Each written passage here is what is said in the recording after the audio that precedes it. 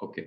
सो एक PPC manager की जो जर्नी है वो स्टार्ट होती है ऑब्वियसली पीपीसी बजट से, कितना स्पेंड करना होगा, क्या रिक्वायर्ड नंबर ऑफ क्लिक्स चाहिए, उसके लिए कितना कन्वर्जन आएगा एंड सो। अब इस चीज़ को समझने के लिए और उसकी बेसिस पे आगे की प्रोजेक्शंस समझने के लिए थोड़ी बहुत बेसिक अंडरस्टैंडिंग इस हवाले से कि एक बिजनेस का एक ऑब्वियसली अल्टीमेट ऑब्जेक्टिव जो है वो है प्रॉफिट जनरेट करना। तो अगर प्रॉफिटेबिलिटी की बात की जाए और उसको किस तरीके से उसका लिंकेज बनता है टुवर्ड्स पीपीसी बजट और उसकी किस तरीके से उसकी हम उसी बिजनेस फोरकास्ट से जो है वो पीपीसी बजट को ड्राइव कर सकते हैं। तो एक थोड़ा सा रफ वर्किंग करेंगे कि लेट्स से कि एक नेट प्रॉफिट मुझे रिक्वायर्ड है, तो दैट इज इक्वल्स टू हमें एक नॉर्मल जो इसकी फॉर्मूला अगर इसको हम डिराइव करें तो वो हमें पता है कि रेवेन्यू एंड एक्सपेंसेस का डिफरेंस जो है वो हमारा नेट प्रॉफिट है। सेकेंडली, अगर हम रेवेन्यू और नेट प्रॉफिट को यानी एक्सपेंसेस को ब्रेक डाउन करें, तो यहाँ पर हमें पता है कि नंबर ऑफ ऑर्डर्स, जिसको मैं सेल्स कह रहा हूँ, मल्टीप्लाई बाय सेल प्राइस, इसकी बेसिस पे हम रेवेन्यू कैलकुलेट कर सकते हैं। एक्सपेंसेस की बात कर लेते हैं तो हमारे पास लैंडिंग कॉस्ट है, प्लस एडिशनल इसमें एफबीएफ फीस आप इंक्लूड एडिशनल अमेज़न पर्सपेक्टिव से। देन हमारे कुछ 3PL वेयर हाउसिंग चार्जेस इसमें कुछ आ सकते हैं, स्टोरेज चार्जेस आ सकते हैं, एंड देन हमारा पीपीसी बजट है या पीपीसी स्पेंड एडवर्टाइजमेंट कॉस्ट जो है वो इस कैलकुलेशन में जो है वो हमें नजर आती है। अब यहाँ पर बेस्ड ऑन दिस इक्वेशन, यहाँ पे कुछ चीजें जो हैं वो हमें डे वन से पता होती हैं। लेट्स से कि हमारी सेलिंग प्राइस क्या होगी, वो हमने मार्केट स्टडी की बेसिस पे ये चीज डिसाइड की हुई होती है कि हम किस सेल प्राइस में अपनी प्रोडक्ट को सेल करेंगे, लिस्ट करेंगे। लैंडिंग कॉस्ट, हम सोर्सिंग वगैरह पे काम कर चुके होते हैं तो हमारे पास लैंडिंग कॉस्ट, शिपिंग कॉस्ट, ये सारी चीजें जो है वो कैलकुलेटेड होती हैं। ये वेरिएबल जो है वो हमारे लिए नोन है। एफबीए फीसेस हमारे लिए नोन है क्योंकि हम प्रोडक्ट की लिस्ट जो है वो चेकआउट कर चुके होते हैं। इसी तरीके से स्टोरेज और 3PL चार्जेस भी हमें लॉन्च से पहले या बिजनेस के लॉन्च से या लिस्ट करने से पहले जो है वो ये चीजें हमें पता होती हैं। जो हमारे लिए प्रॉब्लमेटिक वेरिएबल्स हैं, जो जिसकी इंफॉर्मेशन हमारे पास नहीं है और जिनकी वजह से हम एक बिजनेस की आउटपुट लेट्स से 3 महीने बाद हमारी क्या पोजीशन हो सकती है, 12 मंथ्स के बाद जो है वो हमारी क्या पोजीशन हो सकती है, वो फोकस नहीं कर सकते। और उसकी बेसिस पे मेरी इन्वेस्टमेंट सही है या नहीं है, अगर मैं अपने लिए लॉन्च कर रहा हूँ या अगर आप एज अ पीपीसी मैनेजर किसी क्लाइंट के लिए काम कर रहे हैं, तो आप क्या नंबर्स जो हैं वो इन फ्यूचर गेन कर सकते हैं, कितना रिटर्न जो है वो जनरेट कर सकते हैं, एंड उसकी बेसिस पे क्या आप अर्निंग पोटेंशियल और आरओआई जो है वो क्लाइंट को एक अचीव करके दे सकते हैं। तो यहाँ पर 2 वेरिएबल्स, सबसे पहला कि सेल्स जो सेल्स यूनिट हैं कि कितनी सेल्स वेलोसिटी मैं अचीव कर सकता हूँ। एक आई मीन अजम्पशन की बात की जाए तो वो तो हम नॉर्मली प्रैक्टिस करते हैं कि हम कंपैटिटर की सेल्स को अपना टारगेट ऑब्जेक्टिव बना लें सेल्स का।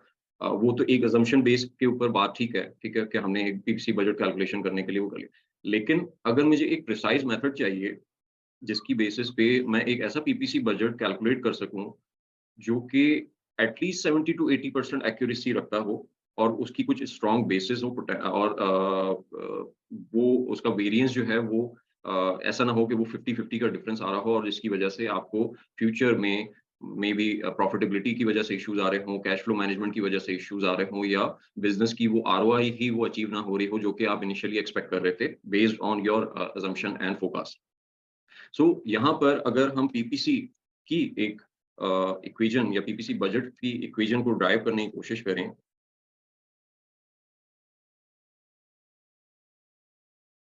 सो दैट इज एक सिंपल इक्वेशन जो बनेगी इसकी, वो ये है कि अगर मुझे क्लिक्स और number of clicks multiply by cost per click, ठीक है, इसमें कॉस्ट पर क्लिक कर लेते हैं।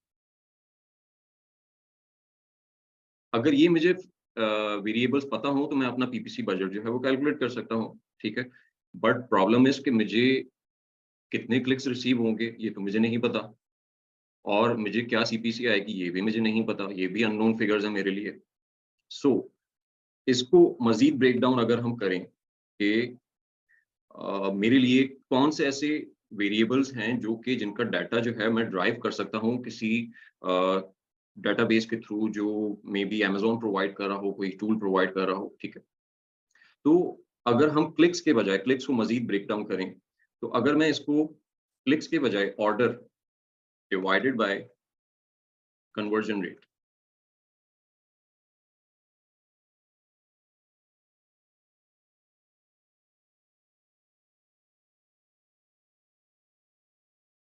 इनटू कॉस्ट पर क्लिक, तो मेरे पास सेम वैल्यू आएगी कि अगर मैं ऑर्डर को अपने कन्वर्जन रेट से डिवाइड कर दूं, तो मेरे पास नंबर ऑफ क्लिक्स आ जाएंगे, और उस नंबर ऑफ क्लिक्स को मल्टीप्लाई करके सीपीसी से, तो मेरे पास मेरा पीपीसी बजट जो है वो स्पेंड हो जाए, आई मीन मेरी टोटल स्पेंडिंग का जो बजट है वो मेरे पास नंबर वो अचीव आप हो जाएगा, और जिसकी बेसिस पे मैं अपना पीपीसी बजट जो है वो सेट कर सकता हूँ। अब यहाँ पर एक प्रॉब्लम ये है कि ये ऑर्डर तो मल्टीपल कीवर्ड से आ रहे होंगे, किसी एक स्पेसिफिक कीवर्ड से तो नहीं आ रहे होंगे। हर कीवर्ड का अलग-अलग कन्वर्जन रेट होगा। फिर इसी तरीके से हर कीवर्ड की कॉस्ट पर क्लिक जो है वो डिफरेंट होगी। सो पॉइंट इज़ कि मैं फिर ये मज़ीद अलग-अलग कीवर्ड के, अगर मैं इसको इस तरीके से लिखूँ कि मैंने पीपीसी बजट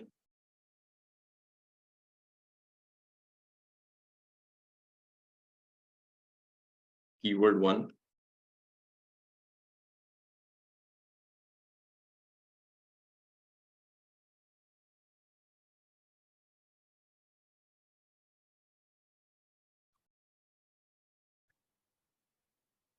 सो अगर मेरे पास ये इन्फॉर्मेशन हो, या मैं कहीं से ये ड्राइव कर सकूँ कि कीवर्ड 1 की क्या ऑर्डर्स मैं अचीव कर सकता हूँ, और उसका कन्वर्जन रेट क्या होगा, और उसका सीपीसी क्या होगा। इसी तरीके से मल्टीपल कीवर्ड्स का मैं number of orders, conversion rate और सीपीसी ड्राइव कर सकूँ, तो मेरे पास एक टोटल, और इनका फिर मैं सम अप कर लूँ, तो मेरे पास एक टोटल स्पेंडिंग का बजट आ जाएगा।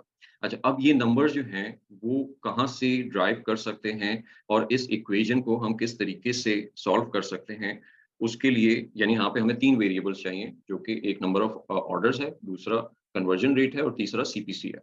तो हम इसी को चेक आउट करेंगे कि ये ऑर्डर, कन्वर्जन रेट और सीपीसी जो है वो हम कहाँ से ड्राइव कर सकते हैं। इसके लिए हमें जाना पड़ेगा,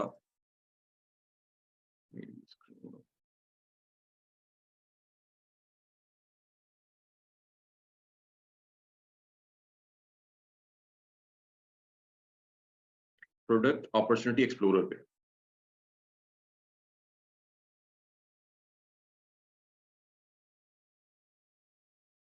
अच्छा, प्रोडक्ट अपॉर्चुनिटी एक्सप्लोरर जो है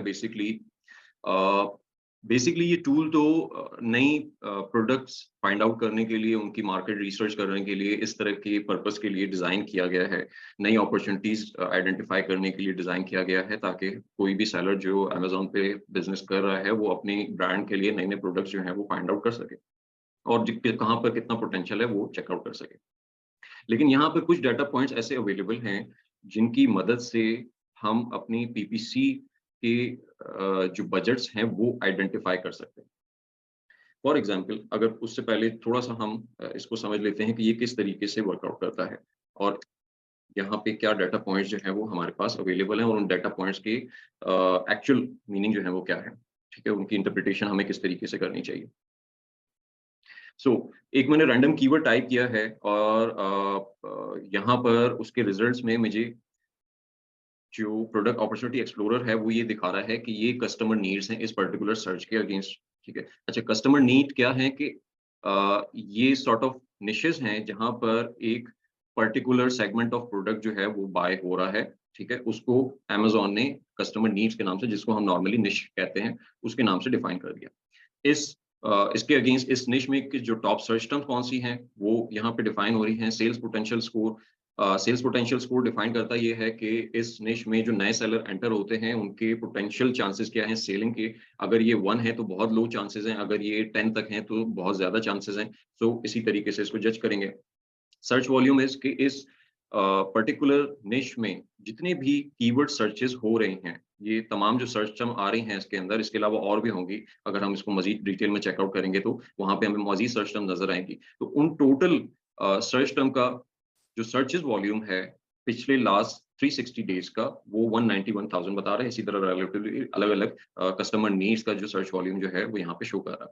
पास्ट ट्रेंडर्स ने कुछ बताया हुआ है, sales volume growth last compare to last 360 days क्या था और 90 डेज सर्च वॉल्यूम क्या है और उसमें क्या ग्रोथ ट्रेंड रहा है, कम हुआ है। तो यहाँ पे हमें नजर आ रहा है कि कंपेयर टू लास्ट ईयर 22-23% के अराउंड जो है वो सर्च वॉल्यूम में ग्रोथ आई है। लेकिन अगर 90 डेज के सर्च वॉल्यूम चेकआउट करें तो उसमें 14% जो है वो डिक्लाइन आया है रिसेंट क्वार्टर में। एवरेज यूनिट सोल्ड, तो ये पर प्रोडक्ट इस पर्टिकुलर कैटेगरी में, इस पर्टिकुलर कस्टमर नीड में जो प्रोडक्ट लिस्टेड हैं, तो वो एवरेज 360 डेज में कितने यूनिट सेल कर लेते हैं, तो वो एवरेज यूनिट सोल्ड वो यहाँ पर डिफाइन कर रहा है। इसके बाद हमारे पास है number of top click products. Top click products में जो ये नंबर शो कर रहा है, लेट्स से यहाँ पे 26 प्रोडक्ट्स आ रही हैं, तो यहाँ पर ये डिफाइन कर रहा है कि वो 20 ये जो 26 नंबर है, ये वो 26 प्रोडक्ट हैं जो इस कस्टमर नीड का ऑलमोस्ट 80% क्लिक शेयर जो है वो इन 26 प्रोडक्ट्स के पास जाता है। इसी तरीके से इसमें 43 प्रोडक्ट्स हैं जिसके पास 83% क्लिक शेयर है, इसमें 64 है, इसमें 251 है, ठीक है। लेकिन 80% तक जो है वो प्रोडक्ट्स यानी 80% क्लिक शेयर जो है वो इतने नंबर ऑफ प्रोडक्ट्स के पास है। ये 100% क्यों नहीं है? 100% की रीजन ना होने की वजह से ये है, मे बी ये हो सकती है कि वो फिर क्योंकि जो प्रोडक्ट्स एक-एक क्लिक या 10-10 क्लिक्स भी ले रही हैं, तो वो ऑब्वियसली वो 20% मजीद ऐड करने के लिए उसमें वो नंबर ऑफ प्रोडक्ट जो है वो बहुत ज़्यादा हो जाएँगे। एवरेज प्राइस यहाँ पे बता रहे हैं और प्राइस रेंज हमें दे रहे हैं। लेकिन यहाँ पर हमारे लिए जो रेलेवेंट डाटा है वो इस पर्टिकुलर कस्टमर नीड के अंदर हमें जो है वो नज़र आएगा। हम प्लास्टिक नाइफ्स की डिटेल सर्च पेज पे गए हैं। अच्छा, यहाँ पर हमारे पास मज़ीद कुछ डिटेल्ड व्यू नज़र आ रहा है। जो हमने पीछे भी देखा था वो ये डैशबोर्ड यहाँ पे वैल्यूज़ वही शो कर रहा है, लेकिन यहाँ कुछ नई इन्फॉर्मेशन हमारे पास अवेलेबल है। सो प्रोडक्ट सेक्शन है हमारे पास सबसे पहले, जिसमें वो 26 प्रोडक्ट जो वहाँ पे मेंशन थी कि जो 80% क्लिक ले रहे हैं, वो 26 प्रोडक्ट ये हैं। ये आप अगर काउंट भी करोगे तो आपको यहाँ पे 26 प्रोडक्ट नज़र आएँगी। एक पेज पे 25 प्रोडक्ट हैं और ये 25 ये हो गई, सेकंड पेज पे एक प्रोडक्ट आ रही है, तो ये हमें नज़र आ रहा है कि ये टोटल 26 प्रोडक्ट जो हैं वो इसने मेंशन की हुई हैं जो 80 से 80% जो है क्लिक जिनके पास जा रहे हैं। फिर यहाँ पर इस हर प्रोडक्ट के अगेंस्ट जो टोटल सर्च वॉल्यूम है या टोटल क्लिक काउंट है इस पर्टिकुलर कस्टमर नीड का, उसमें से ये प्रोडक्ट कितने क्लिक्स ले रही है, इसके पास कितना क्लिक वॉल्यूम है, क्लिक शेयर है, ठीक है। क्लिक शेयर लास्ट 360 डेज का, लास्ट ईयर का वो कितना है, वो यहाँ पे शो हो रहा है कि इसके पास 26% है, इसके पास 15% है। इनकी एवरेज सेलिंग प्राइस क्या रही है, टोटल रेटिंग्स क्या है, बीएसआर क्या है, ठीक है। ये चीज़ें यहाँ पे इन्फॉर्मेशन अवेलेबल है। लेकिन हमारे पास जो डाटा यहाँ पर अवेलेबल है, ये एक ऐसा डाटा है जिसकी बेसिस पे में भी हम अपनी जो ऑर्डर वेलोसिटी है या नंबर ऑफ ऑर्डर्स रिक्वायर्ड हैं, वो ड्राइव कर सकते हैं, जो कि हमें पीपीसी बजट की कैलकुलेशन के लिए चाहिए। यहाँ पर क्या डाटा अवेलेबल है कि यहाँ जो अगर हम प्रोडक्ट सेक्शन में देखें, तो प्रोडक्ट सेक्शन में हमें टोटैलिटी में बता रहा है कि क्लिक काउंट इस पर्टिकुलर एसिन को कितने क्लिक्स आ रहे हैं, ठीक है? यहाँ पर ये नहीं हमें पता कि इस 49,000 में इसको इस पर्टिकुलर प्रोडक्ट को कितनी सर्च टर्म्स पे या किस-किस सर्च टर्म्स पे क्या-क्या क्लिक रेट रिसीव हुआ है या कितने नंबर ऑफ क्लिक्स रिसीव हुए हैं। इसी तरीके से जब हम सर्च टर्म सेक्शन में जाते हैं, तो हमें नहीं पता कि इस सर्च वॉल्यूम के अगेंस्ट प्लास्टिक नाइफ की सर्च टर्म है इस पूरी निश में अंदर और उस प्लास्टिक नाइफ का सर्च वॉल्यूम लास्ट 360 डेज का 102 के जो है यानी 1,02,000 सर्चेस हुई हैं लास्ट 360 डेज में। तो इनके अगेंस्ट कौन-कौन सी प्रोडक्ट्स जो हैं वो कन्वर्ट हुई हैं और कितनी कन्वर्ट हुई हैं। बट हमारे पास एक इन्फॉर्मेशन ये है कि टॉप 3 प्रोडक्ट जो हैं वो इसने यहाँ पे डिफाइन कर दिए हैं, ठीक है। लेकिन इस सर्चेस के अगेंस्ट जो क्लिक शेयर आया है वो 56.6% है। दैट मीन्स कि अगर 1,02,000 क्लिक्स हुए हैं, सो उसके अगेंस्ट 56% क्लिक्स 56 या 57% जो है वो क्लिक्स हुए हैं, तो इसकी मदद से हम नंबर ऑफ क्लिक्स जो है वो ड्राइव कर सकते हैं। इसी तरीके से जो कन्वर्जन रेट है, अब कन्वर्जन रेट की जो डेफिनेशन यहाँ पे डिफाइन कर रहा है, वो ये बता रहा है कि number of purchases of product with in this निश इन द पास्ट 360 डेज। अब यहाँ इसको पढ़ के एक चीज़ जो समझ में आती है वो ये है कि may be search volume multiply by click share, ठीक है? तो उतने मेरे पास नंबर ऑफ क्लिक्स आ गए। उस नंबर ऑफ क्लिक्स के अगेंस्ट अगर मैं उस नंबर ऑफ क्लिक्स मेरी रिजल्टिंग वैल्यू जो आएगी अगर मैं उसको मल्टीप्लाई करूं तो मेरे पास नंबर ऑफ मतलब मैं अगर कन्वर्जन रेट से मल्टीप्लाई करूं तो मेरे पास नंबर ऑफ कन्वर्जन आ जाएंगे। आसिम ये नहीं, ये जितने भी काउंट हैं ये 360 डेज के हैं, ये मंथली नहीं है। मंथली जो है वो हमारे पास हीलियम में सर्च वॉल्यूम या क्लिक जो है वो आ रहे होते हैं, ये 360 डेज का डाटा होता है।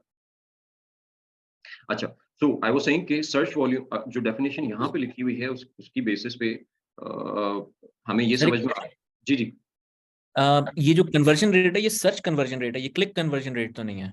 मैं उसी पर आ रहा था, मैं उसी को डिफाइन करने की कोशिश कर रहा था कि ओ, जो यहाँ पर जो डेफिनेशन लिखी हुई है उससे एक जो कंफ्यूजन आती है वो ये आती है, या एक थॉट आता है वो ये आता है कि ये सर्च कन्वर्जन रेट जो है वो इसके अगेंस्ट है, या फिर हमें सीटीआर की तरह हमें कन्वर्जन रेट जो कन्वर्ट नंबर ऑफ कन्वर्जन जो है वो यहाँ से ड्राइव करनी चाहिए।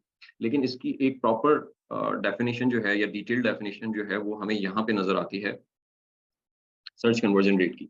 Number of purchases of any product in this niche after a customer entered in this search term, यानी उसने सर्च किया and clicked on a product पे क्लिक किया, divided by the total number of time customer enter this search term. ठीक है, so divide यहाँ पे search term से हो रहा है, तो ये चीज हमारी अगर कोई एक कंफ्यूजन या कोई कंसर्न भी क्रिएट होता है तो वो इस चीज से डिफाइन हो जाता है कि यहाँ पर जो डिवीजन है वो अगेंस्ट द सर्च टर्म है। तो अगर हमें नंबर ऑफ कन्वर्जन्स चाहिए इस रेट की बेसिस पे तो हम इसको मल्टीप्लाई करेंगे इस 360 डेज के सर्च वॉल्यूम से, तो हमारे पास नंबर ऑफ कन्वर्जन जो है वो इन टोटल इस पर्टिकुलर सर्च टर्म के अगेंस्ट कितनी कन्वर्जन हुई है लास्ट 360 डेज में, वो कन्वर्जन रेट जो है वो हमारे I mean number of conversion जो है वो हमारे पास आ जाएगा।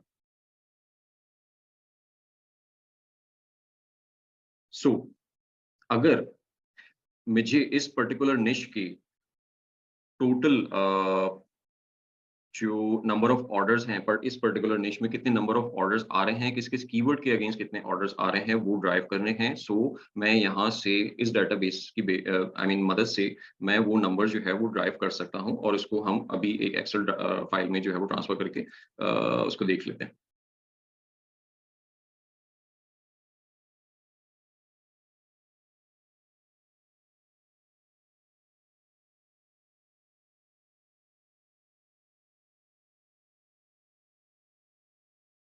ओके, सो मैं इस डाटाबेस को कॉपी करूंगा।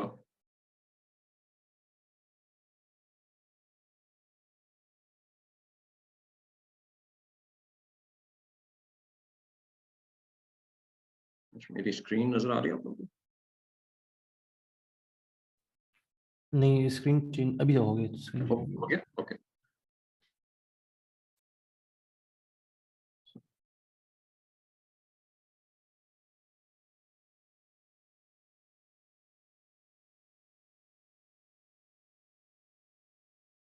ऑलराइट,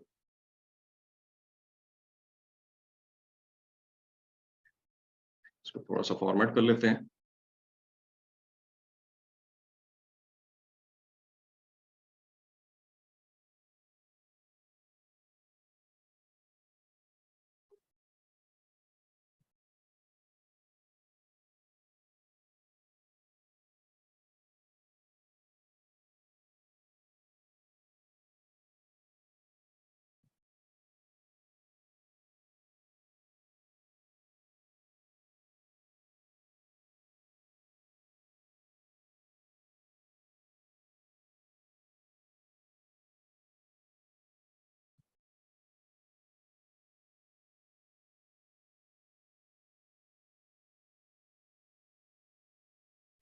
ओके, सो मेरे पास अब ये डाटाबेस जो है वो एक सॉर्टेड फॉर्म में आ गया है। तो मेरे पास एक शीट बनी हुई है जिसको मैंने आई मीन इस नंबर ऑफ डेज को कैलकुलेट करने के लिए इस शीट को बनाया है। सो इसको इस डाटाबेस को हम यहाँ पे कॉपी कर लेते हैं। ठीक है, अब हमारे पास नंबर ऑफ सर्च वॉल्यूम आ रहा है 360 डेज की बेसिस पे, एंड सर्च वॉल्यूम जो क्लिक शेयर आ रहा है उसकी बेसिस पे हम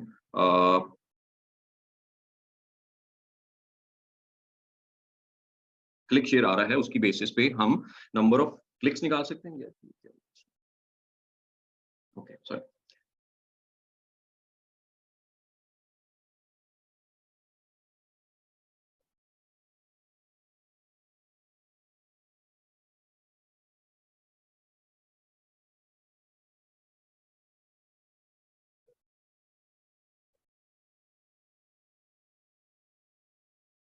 या सो इसकी बेसिस पे अगर हम सर्च वॉल्यूम को मल्टीप्लाई कर दें क्लिक शेयर से, तो हमारे पास नंबर ऑफ क्लिक्स आ जाते हैं, राइट।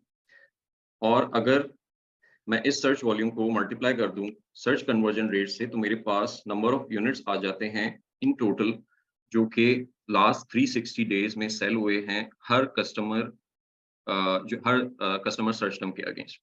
अब मेरे पास जो बजट है, ऑब्वियसली मैं बजट जो है वो मंथ ईयरली बेसिस पे कैलकुलेट नहीं कर रहा, तो मैं इस नंबर को, नंबर ऑफ यूनिट्स को डिवाइड कर दूंगा 360 से मल्टीप्लाई बाय 30, तो मेरे पास 30 डेज नंबर के जो ऑर्डर हैं वो आ जाएंगे यहाँ पर। अच्छा, अब एक जो सवाल है कि अगर मुझे एक प्रोडक्ट पे या एक पर्टिकुलर सर्च टर्म पे, क्योंकि ऑब्वियसली अगर मैं बजट कैलकुलेट कर रहा हूँ, सो बेस्ड ऑन, मतलब मैं अगर मेरा टारगेट जो है वो 50 ऑर्डर्स है या मेरा टारगेट जो है वो 100 ऑर्डर्स है, तो मैं कभी भी किसी एक कीवर्ड के ऊपर मेरा फोकस नहीं होगा, राइट। मुझे तो उन इसी बजट को यूटिलाइज करके अपना प्रोडक्ट या अपना जो एसिन है वो इन पर्टिकुलर सर्च टर्म के अगेंस्ट रैंक भी करना है। तो अब अगर मुझे रैंक करना है, तो इस पर्टिकुलर सर्च टर्म के अगेंस्ट रैंक करने के लिए मुझे कितनी कन्वर्जन्स चाहिए होंगी और मेरा टारगेटेड नंबर ऑफ ऑर्डर्स जो है वो क्या होना चाहिए। अच्छा, इसको समझने के लिए या इसको ड्राइव करने के लिए हमारे पास डेटाबेस या डाटा पॉइंट्स क्या अवेलेबल हैं, ये थोड़ा-सा सोचने की ज़रूरत है। वो डाटा पॉइंट्स क्या हो सकते हैं कि यहाँ पर हमें किस तरह का डाटा पॉइंट चाहिए? वो डाटा पॉइंट हमें ये चाहिए कि जो टॉप सेलर्स हैं, ऑब्वियसली हमें ये एक अंडरस्टैंडिंग है कि रैंकिंग जो है वो कन्वर्जन और सेल्स वेलोसिटी की बेसिस पे हो रही है, और जो ज़्यादा कन्वर्ट हो रहा है, जो ज़्यादा नंबर ऑफ सेल्स कर रहा है उस पर्टिकुलर सर्च टर्म के अगेंस्ट, तो वहाँ पर वो उतना ही ज़्यादा रैंक्ड होगा और उसकी पोज़ीशन जो है वो उतनी ही ज़्यादा टॉप स्पॉट पे हमें नज़र आ रही होगी ऑर्गेनिकली। सो अगर मुझे ये पता चल जाए कि जो टॉप्स प्रोडक्ट हैं किसी भी पर्टिकुलर सर्च टर्म के ऊपर, उनके क्या कन्वर्जन रेट हैं, और उनको बीट करने के लिए या उन तक पहुँचने के लिए अगर मैं उन्हीं को बेंचमार्क बना लेता हूँ कि उन जितनी कन्वर्जन वो ले रहे हैं, उतनी ही कन्वर्जन या उससे थोड़ी-सी ज़्यादा कन्वर्जन अगर मेरे पास आ जाए, तो मेरा रैंकिंग का एक टारगेट सेट हो सकता है एप्रोप्रिएट, और मुझे उतने ही नंबर ऑफ ऑर्डर्स उस पर्टिकुलर सर्च टर्म के अगेंस्ट टारगेट करनी चाहिए, और उसी के बेसिस पे अपना पीपीसी बजट जो है वो कैलकुलेट करना चाहिए। अब ये जो पर्टिकुलर एसिन है, इसकी इन्फॉर्मेशन हमें मिलेगी अमेज़न ब्रांड एनालिटिक्स में। अगर हम सर्च टर्म सेक्शन में जाते हैं और वहाँ पर हम एग्ज़ैक्टली सेम सर्च टर्म जो है वो सर्च करेंगे, और इसका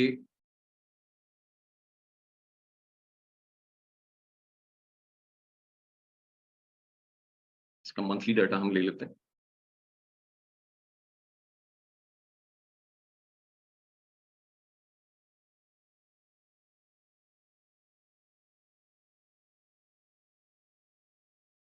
ऑलराइट, सो ये सर्च टर्म हमें यहाँ पे नज़र आ रही है, जो कि हमारी मेन सर्च टर्म हमारे लिए है।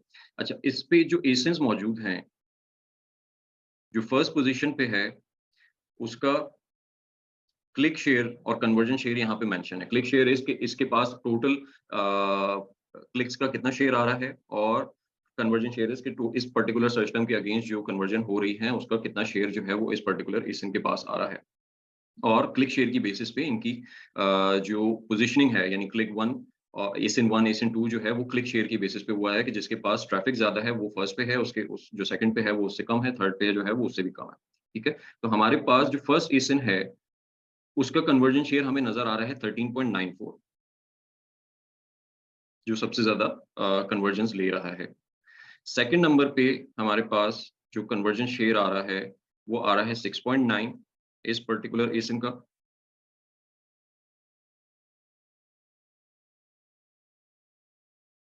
एंड जो थर्ड एसिन है उसका कन्वर्जन शेयर जो है वो 6.99 आ रहा है। ठीक है?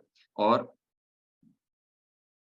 अच्छा, यहाँ देखने वाली बात ये है कि इसका conversion share compare to second ASIN जो है वो ज़्यादा है, बट क्योंकि जैसे हमने डिस्कस किया कि ये क्लिक शेयर की बेसिस पे इसकी सीक्वेंसिंग हुई हुई है, ना कि कन्वर्जन शेयर की बेसिस पे, तो वो थर्ड पोजीशन पे आ रहा है, ऑल्दो कि उसका कन्वर्जन शेयर जो है वो ज़्यादा है।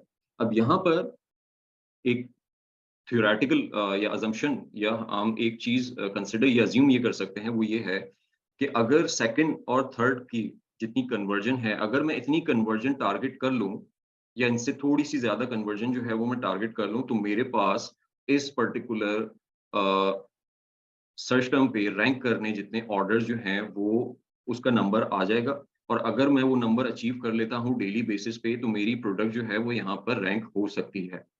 सो अगर जी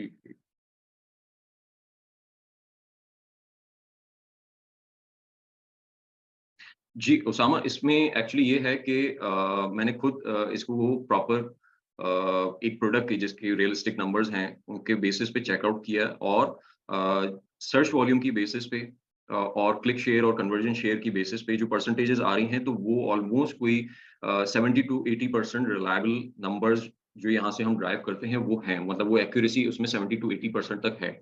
इसी तरीके से जो यहाँ पे एक और चीज़ चेकआउट की जा सकती है, क्योंकि ये सर्च वॉल्यूम का डाटा अमेज़न दे रहा है और कॉन्ट्राडिक्टरी हमारे पास अगर सर्च वॉल्यूम का डाटा कहीं और पे मौजूद है, जिस पे हम रिलाय करते हैं नॉर्मली, वो हीलियम का डाटा है। लेकिन फ़र्क दोनों में ये है कि अमेज़न जो है वो 360 डेज़ का डाटा बता रहा है कि 360 डेज़ में कितनी सर्चेज़ हो रही हैं, और हीलियम जो है वो 30 डेज़ का डाटा डिफाइन कर रहा है। बट अगर आप हीलियम के सर्च वॉल्यूम को मल्टीप्लाई करते हो यानी 12 मंथ से, या उसे 30 से डिवाइड करके 360 से मल्टीप्लाई करते हो, तो आप एक नियरेस्ट नंबर पे पहुंचोगे which is compare to the Amazon search volume, जो कि प्रोडक्ट अपॉर्चुनिटी एक्सप्लोरर में डिफाइन कर रहा है। तो वो यानी इसमें एक्यूरेसी जो है और रिलायबिलिटी जो है वो 70 टू 80% तक है, कि यहाँ पर हम इसके जो अपने एस्टिमेट हैं वो 70 टू 80% तक क्लोजिंग यानी उससे रेलेवेंट जो है वो अचीव कर सकते हैं।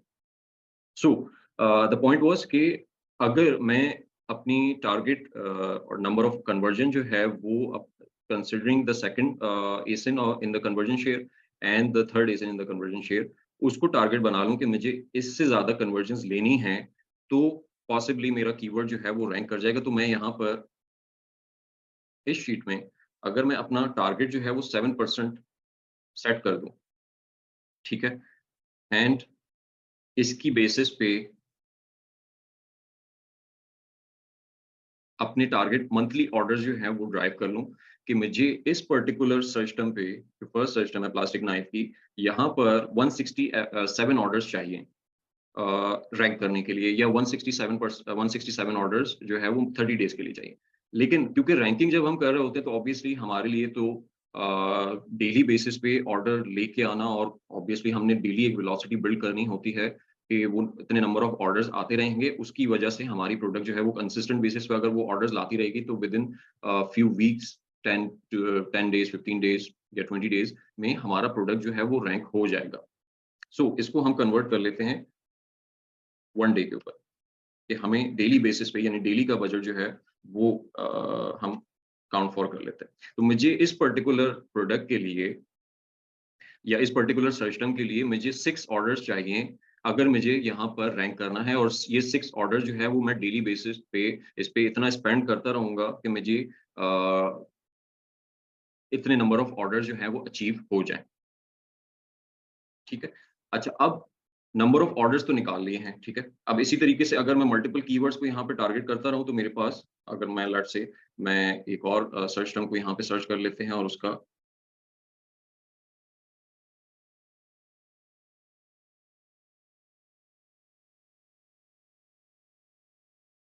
यहाँ पर हमें नजर आ रहा है कि जो फर्स्ट एसिन है उसके पास 9.7 कन्वर्जन शेयर है, सेकंड के पास 9.83 है, एंड थर्ड के पास जो है वो 8.89 है। सही। तो अगर मैं यहाँ पर 9% का अपना टारगेट सेट करूं या 10% का टारगेट सेट करूं, तो मेरे पास एक अश्योरेंस आ जाएगी कि मैं यहाँ पर रैंक कर जाऊंगा। सो यही नंबर मैं यहाँ पर फीड कर देता हूँ।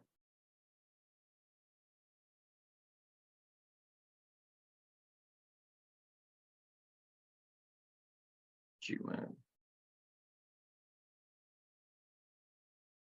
जी आसिम, यहाँ पर जो ये नंबर ऑफ ऑर्डर्स हम निकाल रहे हैं, तो यहाँ पर हम एक अजम्पशन ये ले रहे हैं कि अगर मुझे तो ये सेल्स वेलोसिटी चाहिए, यानी अगर 6 ऑर्डर्स चाहिए मुझे रैंक करने के लिए, तो मुझे ये सेल्स 6 ऑर्डर चाहिए to rank on that particular search term, और उसी पर्टिकुलर सर्च टर्म से ये 6 ऑर्डर आने चाहिए।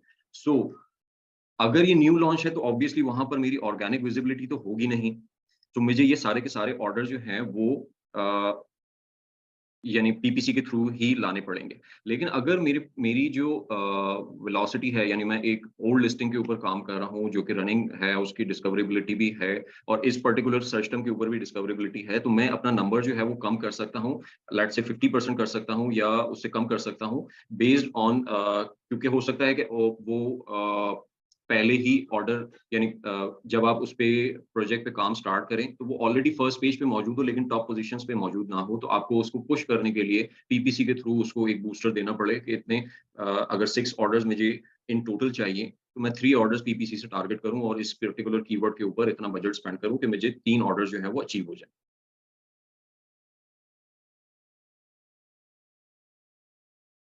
अच्छा, इसी तरीके से अगर हम तमाम कीवर्ड्स का डाटा यहाँ से एक्सट्रैक्ट कर लेते हैं और एक रैंकिंग टारगेट जो है वो डिफाइन कर लेते हैं, तो हमारे पास टोटल नंबर ऑफ ऑर्डर्स के कितने ऑर्डर्स जो हैं वो हमें अचीव करने चाहिए या हमें टारगेट करने चाहिए बेस्ड ऑन रैंकिंग, कि हमें अगर इन तमाम कीवर्ड्स पे रैंक करना है तो हमारे टारगेटेड ऑर्डर्स जो हैं वो कितने होने चाहिए। या एग्जैक्टली, अगर अगर हम ये हम टारगेट सेट कर रहे हैं कि अगर हमें इन टोटल जो नंबर चाहिए और अगर वो फर्स्ट पेज पे ऑलरेडी है तो ऑब्वियसली फिर हम वहां पे थोड़ा सा जो नंबर ऑफ ऑर्डर्स को कंपनसेट कर देंगे और कॉम्प्रोमाइज कर लेंगे कि हमें सिर्फ हल्का सा पुश देना है इसको रैंक करने के लिए, तो हम 50-40% ऑर्डर्स जो है वो वहां पे टारगेट कर सकते हैं, और उसको फिर चेंज भी कर सकते हैं, अपने टारगेट को ऑल्टर कर सकते हैं। अगर हम 2-3 दिन तक 3 ऑर्डर्स 50% ऑर्डर्स जो है वो टारगेट कर रहे हैं और उसके बाद भी हमें रिजल्ट नजर नहीं आ रहा, तो हम या तो एग्रेसिव जा सकते हैं, और अगर हमें 2-3 दिन में ही रैंकिंग जो है हमारी इंप्रूव होती नजर आ रही है तो हम उसको थोड़ा सा स्लो डाउन भी कर सकते हैं डिपेंडिंग ऑन द सिचुएशन। सो अगर मैं यहाँ पर तमाम कीवर्ड्स का जो रैंकिंग टारगेट है वो यहाँ से ड्राइव कर लेता हूँ, एक एक इंडिविजुअल की सर्च टर्म पे जाके और उनके टारगेट सेट कर लेता हूँ और उनके नंबर ऑफ ऑर्डर्स निकाल लेता हूँ डेली बेसिस पे। अच्छा, अब डेली बेसिस के नंबर ऑफ ऑर्डर्स तो मैंने निकाल लिए, लेकिन अगर हम दोबारा उस फॉर्मूले पे जाएं तो हमारी ज़रूरत यहाँ पे सिर्फ ऑर्डर नहीं है, हमें तो कन्वर्जन रेट भी चाहिए क्योंकि हमें तो नंबर ऑफ क्लिक्स जो है वो ड्राइव करना है। अब इस पर्टिकुलर नंबर ऑफ ऑर्डर्स को अ, अचीव करने के लिए मुझे कितने नंबर ऑफ क्लिक्स चाहिए होंगे, तो उसके लिए मुझे कन्वर्जन रेट की रिक्वायरमेंट है। अच्छा, अब यहाँ पे अब जब हमने ओवरऑल पूरी लिस्टिंग का एनालिसिस कर लिया और उसकी बेसिस पे अपना एक अपनी हर एलिमेंट को जो है वो पॉइंट आई मीन उसके डिफाइन कर दिए। अच्छा, ये पॉइंट सिस्टम जो है मैंने अपनी बेसिस पे किए है। अगर आप इस टूल को यूज़ करते हो, ऑब्वियसली मैं शेयर कर दूँगा इसको डेफिनिटली। अगर आप इसको यूज़ करते हो तो आप पॉइंट चेंज कर सकते हैं, आप एलिमेंट इसमें मज़ीद ऐड कर सकते हैं। लेट्स से कि आपको वीडियो में, जैसे मैंने सिर्फ वीडियो को यहाँ पे डिफाइन किया हुआ है, तो आप वीडियो को भी मज़ीद एलिमेंट कंसिडरेशन के डाल सकते हो कि वीडियो किस टाइप की वीडियो है, हैंड मॉडल वीडियो है, लाइव स्टाइल वीडियो है या वाइट बैकग्राउंड वाली इमेज बेस्ड वीडियो है। सो आपको आप उसमें मज़ीद एलिमेंट ऐड कर सकते हैं और इसको जिस मर्ज़ी तरीके से आप इसको एडिट करना चाहें, वो अगर आपको यूटिलाइज़ करने की नीड हो तो आप उसको कर सकते हैं। द पॉइंट इज़ कि यहाँ से हम अपनी एक्सपेक्टेशन निकाल रहे हैं कि हमारे क्या चांसेस हैं कन्वर्जन के। तो जब मैं इसको पूरे का टोटल करता हूँ तो मेरे पास स्कोर आ रहा है 47। 47 पॉइंट्स मैंने अर्न किए हैं थ्रू ऑल दिस रेटिंग, और मैं इस 47 की बेसिस पे मैं अज्यूम करूंगा कि जो कन्वर्जन रेट इस पर्टिकुलर निश का है, ठीक है, ये कन्वर्जन रेट यहाँ पे मुझे नजर आ रहे हैं कि इन पर्टिकुलर सर्च टर्म के अगेंस्ट ये कन्वर्जन रेट जो है वो अचीव हो रहे हैं। अब मैं इस कन्वर्जन रेट के अगेंस्ट अपनी जो कन्वर्जन एक्सपेक्ट करूंगा दैट विल बी 47%, जो कि मुझे कंपटीशन स्कोर कार्ड से मिली है, ठीक है। तो मेरा अपना एक्सपेक्टेड कन्वर्जन रेट जो है that will be this search conversion rate into 47%, कि मुझे 6 ऑर्डर्स के लिए अपना कन्वर्जन रेट जो है वो 13% एक्सपेक्ट करना चाहिए, और अगर मुझे 13% कन्वर्जन रेट मिलेगा तो मुझे 6 ऑर्डर लेने के लिए डेली बेसिस पे 43 क्लिक्स की ज़रूरत है। तो मेरे पास नंबर ऑफ ऑर्डर्स आ गया है, कन्वर्जन रेट आ गया है, जिसकी वजह से मैंने नंबर ऑफ क्लिक्स जो है वो ड्राइव कर लिया है, जो कि इनिशियली हम इस इक्वेशन में रिज़ॉल्व करने की कोशिश कर रहे थे, राइट? अब यहाँ पर ये नंबर जो है मेरे पास, मतलब मैं इस 47% के स्कोर कार्ड को कंसिडर करूंगा कि ये मेरे हर कीवर्ड के लिए रेलेवेंट है। ये किसी एक स्पेसिफिक कीवर्ड का कंपटीशन स्कोर नहीं है, ये मेरे हर कीवर्ड पे रेलेवेंट है। जिसका भी जो भी कन्वर्जन रेट होगा वो मैं उसका 47% ही एक्सपेक्ट करूंगा, और उसकी बेसिस पे मेरा कन्वर्जन रेट 47% ही होगा नॉर्मल मार्केट कन्वर्जन रेट के मुकाबले में। सो अगर वंस मैं यहाँ पर तमाम रैंकिंग टारगेट ऐड कर लेता हूँ, तो मेरे पास टोटल नंबर ऑफ ऑर्डर्स आ जाएंगे, ठीक है, डेली के कि कितने मुझे टारगेट करने चाहिए या मैं कर सकता हूँ, ठीक है। एक तो ये बात है कि मुझे अगर इन तमाम पे रैंक करना है तो मेरे पास वो नंबर ऑफ ऑर्डर्स आ जाएगा इन टोटल, ठीक है। और उसकी बेसिस पे मुझे कितने नंबर ऑफ क्लिक्स चाहिए, ठीक है, वो आ गया। अच्छा, फिर हमारे पास जो लास्ट वेरिएबल रह गया वो रह गया है सीपीसी। अब ये सीपीसी कहाँ से हम ढूंढें? तो सीपीसी के दो मुझे बेहतर रिलायबल ऑप्शन जो है वो समझ में आए। वो एक तो जो सबसे पहला एरिया था वो था हीलियम का। आई मीन हीलियम में जो कीवर्ड का डेटाबेस आ रहा होता है उसके अगेंस्ट जो सीपीसी डिफाइन कर रहा है वो मुझे कंपेयर टू जो नॉर्मल एवरेज सीपीसी है किसी भी प्रोडक्ट की, तो मुझे वो रियलिस्टिक लगा। उसमें आप लोग अपना भी ओपिनियन दे सकते हो डेफिनेटली कि आपने अगर इसको चेकआउट किया है इस चीज को, तो क्या आपको हीलियम में कंपेयर टू अदर प्रोडक्ट्स यानी compare to your PPC bid, क्या आपको वो बिड जो है वो रियलिस्टिक नजर आई है? यहाँ पर हम अपना कीवर्ड जो है वो फाइंड आउट कर लेते हैं। अब लेट्स से यहाँ पर प्लास्टिक नाइफ्स की जो हीलियम है वो बिड बता रहा है on an average most bids are win, okay ठीक है। वी सजेस्टेड बिड ये 98 सेंट्स की बता रहा है, मिनिमम बिड 76 सेंट्स है और मैक्सिमम जो है 1.47 है। अब अगर हम रैंकिंग टारगेट कर रहे हैं और तो ऑब्वियसली उसके लिए हमें विजिबिलिटी ज़्यादा चाहिए, और हम उन स्पॉट्स को टारगेट करेंगे जो कि ज़्यादा विजिबिलिटी रखते हैं, तो ऑब्वियसली हम टॉप ऑफ द सर्च की तरफ जाएंगे। अगर टॉप ऑफ द सर्च की तरफ जाते हैं तो हमारा तो ये 76 यानी बॉटम लाइन वाली या बॉटम साइड वाली बिड जो है वो तो हमारे लिए रेलेवेंट ही नहीं बनती। हमारे लिए तो रेलेवेंट बनती है जो मैक्सिमम साइड बिड है, उसको हम अज्यूम करेंगे कि ये हमारी सीपीसी जो है वो हो सकती है। तो पॉइंट है इसके, एक तो ये कि मैं यहाँ से किसी भी कीवर्ड की जो है वो बिड एक्सट्रैक्ट कर सकता हूँ, ठीक है, थ्रू हीलियम। अच्छा, दूसरा मेरे पास अगर मेरे पास हीलियम का प्लान नहीं है मेरे पास मौजूद, तो मेरे पास जो ऑप्शन अवेलेबल है वो ये है कि मैं किसी भी, अगर मेरे पास कैंपेन मैनेजर का एक्सेस है तो मैं किसी भी एड ग्रुप में या अपनी कैंपेन में जाके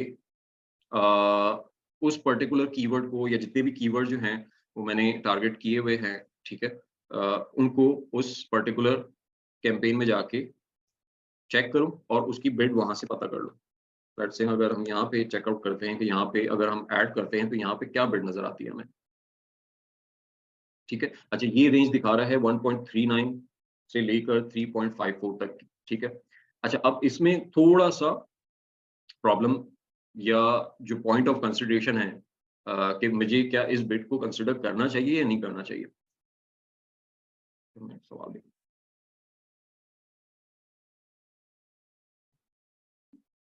ओके।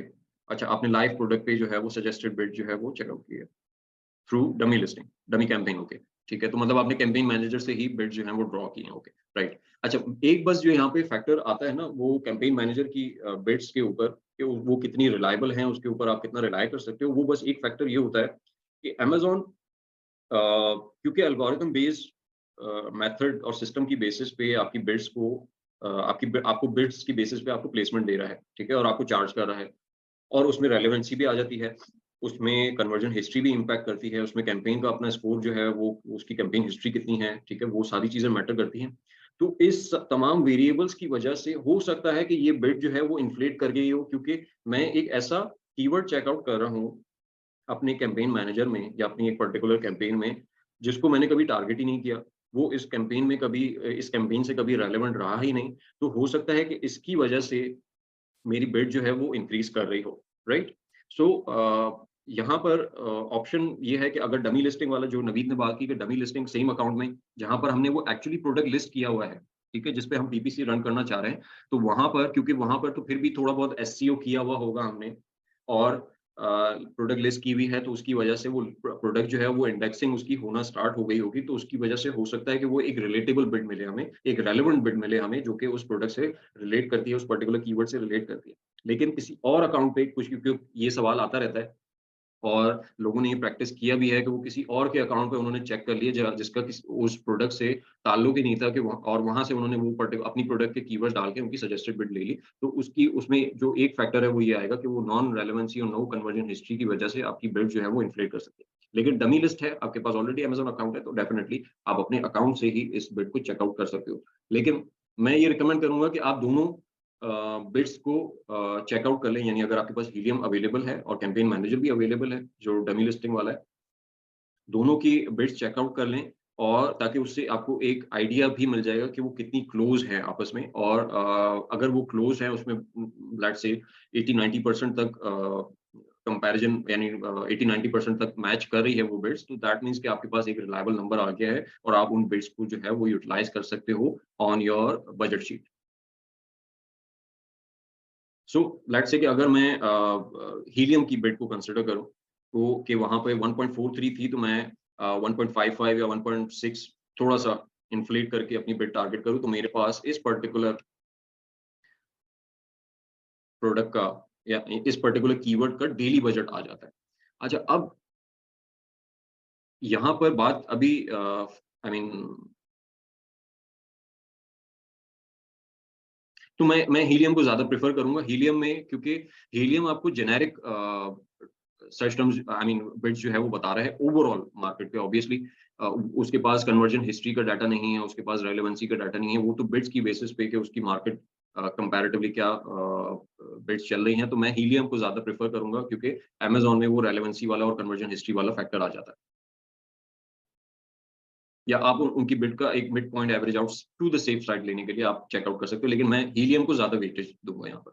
अच्छा, सो अब यहाँ पर सर हमने जी जी मुझे बहुत ज़्यादा फ़र्क नज़र आ रहा है हीलियम का बिड्स में, और मैं ऑलरेडी एक कैंपेन के अंदर जो कीवर्ड रन कर रहा हूँ वो रेलेवेंट प्रोडक्ट पे, वो ऑलरेडी बहुत ज़्यादा डिफरेंस दे रहा है। अमेजोन सेलर सेंट्रल जो मुझे दे रहा है वो $4 की बिड दे रहा है, और जो मुझे हीलियम शो कर रहा है वो अराउंड 2 शो कर रहा है। तो वो बहुत ज़्यादा डिफरेंस है, मतलब इसमें अब क्या करें? मैक्सिमम साइड पे आपको 2 शो कर रहा है। हाँ, मैंने ब्रॉड के अंदर टारगेट किया 2 टेल, और 4.75 सजेस्टेड बिड है, 3 से 7 तक मुझे दिखा रहा है रेंज। ये सेलर सेंट्रल की है, जो हम्म, सजेस्टेड बिड है वो 4.75 है। अच्छा, जब आप मैं उसी कीवर्ड को जी मैं ये पूछना चाह रहा था कि आपने उस पर्टिकुलर सर्च टर्म को जिसको आप हीलियम में चेकआउट कर रहे हैं, कि आपने उस पर्टिकुलर सर्च टर्म की सीपीसी चेक की कि वो कितनी है? जी बिल्कुल। अ, अब उसके ऊपर जो मुझे शो कर रहा है वो अराउंड है 0.92 से $2 तक। तो यहाँ पे 0.92 से $2 तक है, और जो अमेजोन के अंदर ऑलरेडी रनिंग कैंपेन है वो मुझे 4.75 शो कर रहा है। दैट्स ये बहुत हाई है। नहीं, आपने कहा ना ब्रॉड मैच में टारगेट कर रहे हो, राइट? ब्रॉड मैच में टारगेट करें। तो उस ब्रॉड मैच के अगेंस्ट जो टारगेटिंग की जो सीपीसी आ रही है वो आपको 4 तक दिखा रहा है, राइट? या 4.75। हाँ, तो मेरे कहने का मकसद ये था कि देखिए, जो हीलियम है ना, वो उस स्पेसिफिक सर्च टर्म के ऊपर आपको क्या प्लेसमेंट, किस प्राइस में वो प्लेसमेंट मिलेगी वो बता रहा है। ब्रॉड में जब आप टारगेटिंग कर रहे हैं, तो वो तो एक ब्रॉडर टारगेट है, उसकी बिड जो है वो आई मीन उसमें वो सर्च टर्म भी मौजूद है, उसके अलावा और भी बहुत सारी सर्च टर्म मौजूद है। तो मैं आपसे आई मीन मैं ये सजेस्ट करूंगा कि आप उस कैंपेन में जाएं, अगर उस पर कोई क्लिक्स आए हैं तो उसकी सर्च टर्म रिपोर्ट चेक करें, और उस पर्टिकुलर सर्च टर्म को जिसको आप हीलियम में चेक कर रहे हैं, उसकी एक्चुअल सीपीसी देखें कि वहां पर कितने में क्लिक पड़ा है। अब कह रहे हैं कि एग्जैक्ट में चेक करूँ? एग्जैक्ट में चेक कर लें, या अगर आपकी ब्रॉड कैंपेन में उस पर्टिकुलर कीवर्ड के ऊपर कोई क्लिक आया है तो उसकी सीपीसी चेक कर लें। चलिए मैं अभी चेक करके आपको अच्छा सर, बताता मैं हूँ, आप इसमें कंटिन्यू करें। एक चीज ऐड करना जी चाहूँगा। जी जी जी। अच्छा, मैं असल में रिसेंटली एक क्लाइंट आया था, तो उनके पास ऑलरेडी रनिंग अकाउंट था जिस पे फिर हमने इस चीज़ को चेक किया है। बेसिकली यहाँ पे जो अमेजोन पे सेलर सेंट्रल पे बिड्स आ रही होती हैं, आपको यकीनन आइडिया होगा, वो डायनामिक बिड्स होती हैं और पीक टाइम में वो अमूमन बढ़ जाती हैं। ऐसे ही। तो हमने ये जो डमी कैंपेन्स वगैरह हमने क्रिएट की थी, हमने उनको पीक टाइम में क्रिएट किया, 2-4 मिनट के लिए क्रिएट किया, और सबकी हम्म, बिट्स चूंकि शो हो जाती है और उसको डाउनलोड किया, और जो उसकी मेडन बिड आ रही होती है ना, हमने फिर उसको उसके हिसाब से पूरा बजट कैलकुलेट किया है। और जबरदस्त जो जबरदस्त। हीलियम पे असल में जो आ रही होती है वो एक एवरेज कॉस्ट आ रही होती है, वो कभी भी सेलर सेंटर से मैच नहीं कर पाती। तो हाँ, ये इस तरह उसका से हमने इसको किया था। उसकी टारगेटिंग टाइप भी और उसकी हिस्ट्री वगैरह वो बहुत सारी वो बहुत सारे वेरिएबल जो है ना वो वहाँ पे आ जाते हैं ना, तो वो उसकी वजह से अमेज़न की बिड जो है वो अप डाउन फ्लक्चुएट होती रहती है। सो उसके ऊपर एक रिलायबल बजट बनाना वो ऑब्वियसली मुश्किल हो जाता है फिर। जी जी। सो अगर लेट्स से कि अगर हम हीलियम और डमी लिस्टिंग्स की बेसिस पे एक सीपीसी जो है वो फाइंड आउट करते हैं और उसकी बेसिस पे अपना यहाँ पे पूरा बजट कैलकुलेट कर लेते हैं। एक एक कीवर्ड के अगेंस्ट हमने सीपीसी भी एक्सट्रैक्ट कर लिया है, उनके रैंकिंग टारगेट्स भी ले लिए हैं, उनके कितने नंबर ऑफ ऑर्डर्स हमें चाहिए वो हमने कैलकुलेट कर लिए हैं। अब यहाँ पर हमारे पास एक टोटल बजट आ जाएगा उसकी बेसिस पे कि, और ये टोटल बजट जो है वो डेली बजट होगा ऑब्वियसली। यहाँ पर जो मसला अब आएगा वो ये आएगा कि क्या वो बजट जो है वो मैं स्पेंड कर सकता हूँ दैट, क्योंकि यहाँ पर जो हमें एक कीवर्ड का बजट नजर आ रहा है $66 का हमें एक कीवर्ड के ऊपर स्पेंड करना पड़ रहा है, ठीक है। तो अब डिपेंडिंग ऑन द क्लाइंट, ठीक है, तो यहाँ पर बहुत सारे हो सकता है पीपीसी मैनेजर को एक चैलेंज ये आ जाए कि आपका क्लाइंट जो है वो आपको इतना बजट अलाउ ही नहीं कर रहा कि आप डेली बेसिस पे $100 से अबव जा सको या $200 से अबव जा सको, या इवन समटाइम तो बहुत से क्लाइंट ऐसे भी होते हैं $50 से भी ऊपर जाने नहीं देते। तो वहां पर हमारी कोशिश ये होगी कि हम अपने कीवर्ड रैंकिंग टारगेट्स जो हैं उनको प्रायोरिटाइज करें। वो प्रायोरिटाइज कैसे करेंगे? वो हम करेंगे कि हमने अपने बजट को इफेक्टिवली यूज करना है। लेट्स से कि यहाँ पर इस टोटल तमाम कीवर्ड्स को टारगेट करके मैं मेरे पास जो बजट आता है डेली का वो लेट्स से कि वो $500 का हो गया कि मुझे $500 डेली के स्पेंड करने की जरूरत है, लेकिन मेरा क्लाइंट जो है वो मुझे $100 ही अलाउ कर रहा है। तो मैं क्या करूंगा कि अब मुझे वो $100 मेरे पास अवेलेबल है और मैं उस $100 की बेसिस पे यहाँ पर अपने कीवर्ड्स जो है वो सेलेक्ट करूंगा कि मुझे कौन से ऐसे कीवर्ड्स हैं जो कि मुझे इन $100 के अगेंस्ट जो है वो टारगेट करने चाहिए। अब सेकंड मैटर इज कि मैं सिर्फ रैंकिंग कैंपेन्स तो रन नहीं कर रहा, ठीक है। मुझे तो रिसर्च कैंपेन्स के लिए भी बजट चाहिए, मुझे may be sponsored brand campaigns के लिए भी बजट चाहिए, मुझे स्पॉन्सर्ड डिस्प्ले के लिए भी हो सकता है बजट चाहिए। सो वो जितना बजट एलोकेशन मुझे मिला है, मुझे अलाउ किया है, सो अब मैं उसकी डिस्ट्रीब्यूशन करूंगा। वंस मेरे पास एक टारगेट आ गया, एक बेंचमार्क मेरे लिए सेट हो गया कि भाई अगर टोटल इतने नंबर ऑफ ऑर्डर्स चाहिए तो इतना स्पेंड करना पड़ेगा। अब मैं बॉटल नेक्स की तरफ जाऊंगा जिसको हम आगे नेक्स्ट क्लास में जो है वो कंटिन्यू करेंगे।